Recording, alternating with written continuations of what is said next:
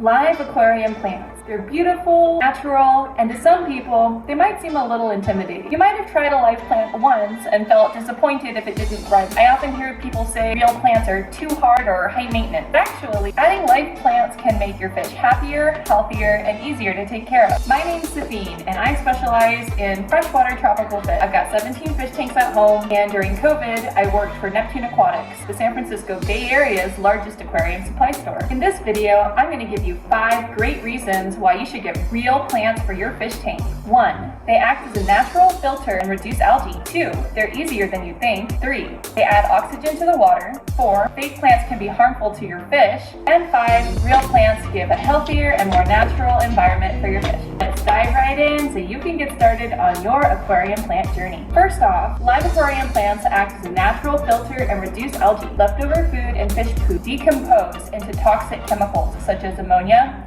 nitrites, and nitrates. These compounds become food for algae, but they make excellent fertilizer for aquarium plants. Live plants absorb these excess nutrients, outcompeting the algae. Plants also consume toxic nitrates, which typically can't be removed by the filter. If you have live plants, especially fast-growing ones, you can significantly reduce and even eliminate your need for water changes. Check out the link here at modernaquarium.com for more details on the nitrogen cycle. Number 2. Having live plants is easier than you think. Many people avoid live plants because they think that's only for advanced level fish keeping. If you've ever seen a carbon dioxide setup, it's easy to feel overwhelmed. However, there is a big difference between high-tech plants that require CO2 and low-tech plants that don't need any special care. Some plants will wither and die without CO2, such as most carpeting plants and delicate stem plants. Stick with thick, meaty plants like Anubias, Crypts, Java ferns, Amazon swords, and floating plants. These plants thrive in aquariums without fancy equipment. Ask your local fishmonger for recommendations on good beginner plants. Sometimes people worry they don't have the right kind of substrate at the bottom of their tank for plants to survive. The good news is plants can thrive in your tank no matter what kind of substrate you have. Many types of plants don't need any substrate at all and get all of their nutrition directly from the water column. I recommend plants that come pre-glued to rock for a plop and drop instant new plant friend. You can also DIY your own plant rock with Anubias or Java fern attached with fishing line, sewing thread, or gel-style Gorilla Glue. Some people worry if they add real plants to their fish tank, it will grow out of control and need to be pruned back all the time. That's pretty unlikely to happen in low-tech tanks. You can prevent it from ever becoming a problem by sticking with slow-growing plants like Anubias and Crypts. Even if you do get a ton of plant growth, it's an excellent problem to have. Densely planted, thick aquatic jungle is a great sign that your tank is really healthy. You can sell cuttings on Craigslist, Facebook Marketplace, or donate them back to your local fish store. Another thing to keep in mind is that fake plants accumulate grime and algae and frequently need to be scrubbed clean. Head on over to the Aquarium Co-op website for tons of information about great beginner plants. 3. Plants add oxygen to the water. Like terrestrial plants, aquarium plants absorb carbon dioxide and release oxygen, which your fish need to breathe. You can replace your air stone if you have plenty of live plants. Certain types of fish, like betas and cory catfish, live in natural habitats with near stagnant water and might be more comfortable with a tank with less flow. You can also just give your tank a more zen, peaceful vibe with calmer water. Number 4. Fake plants can be harmful to your fish.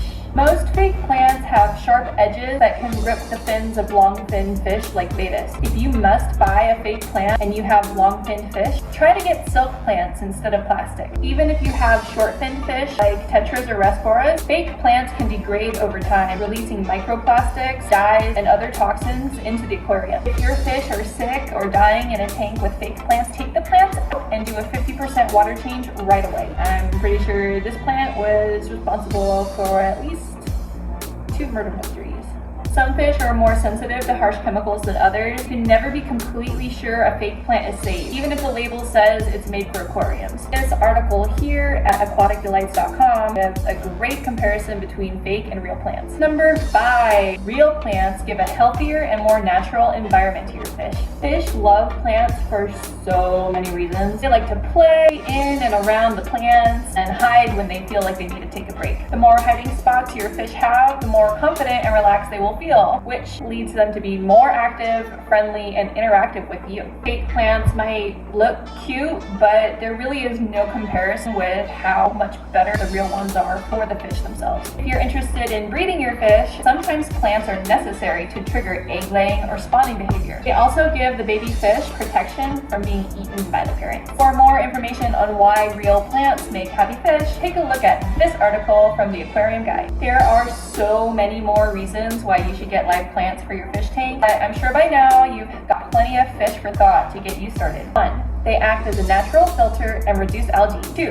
They're easier to take care of than you think. 3. They add oxygen to the water. 4. Fake plants can be harmful to your fish. And 5. Real plants give a healthier, more natural environment for your fish buddies. The next time you're at your local fish store, grab an Anubias, an Amazon sword, maybe some guppy grass. You and your fish will be hooked before you know it. My name's Sabine, and I'll catch you later, fishes.